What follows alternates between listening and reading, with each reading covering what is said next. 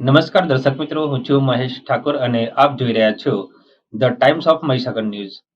નજર કરીએ આજના મહત્વના સંતરામપુર નગરમાં આવેલ બસ સ્ટેશનના કમ્પાઉન્ડમાં એક તુફાન ગાડી લાંબા સમયથી ગાડીની ચાવી સાથે બિનવારસી હાલતમાં પડેલ જોવા મળી આવી. સંતરામપુર નગરમાં આવેલ બસ સ્ટેશનના કમ્પાઉન્ડમાં 5 જાન્યુઆરી 2024ના રોજ સવારના આશરે 12 કલાકે એક તુફાન ગાડી નંબર GJ02 BD 8944 તુફાન ગાડી બિનવારસી હાલતમાં પડેલ જોવા મળી આવી છે.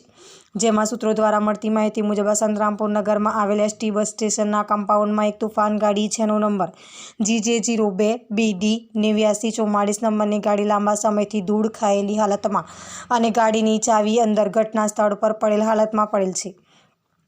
જેથી આ બાબતે આવતા જતા જાગૃત નાગરિકો મુસાફરોમાં ચર્ચાનો વિષય બનેલ છે. આવી હાલતમાં તુફાન ગાડી કોની હશે? શું આ ચોરીની તુફાન તો કોઈક મૂકીને જતું રહ્યું ન હોય? અને આ બાબતે લાગતું વળગતું વહીવટીતંત્ર શું કામ કરી રહ્યું છે? તેવી અનેક ચર્ચાનો વિષય લોકપંથકમાં જાગૃત નાગરિકોમાં બનવા પામેલ છે. જેથી આ બાબતે લાગતું વળગતું વહીવટીતંત્ર સ્થળ પર આવી તપાસ હાથ ધરે તેવી લોકમાંગ ઉઠવા પામી છે.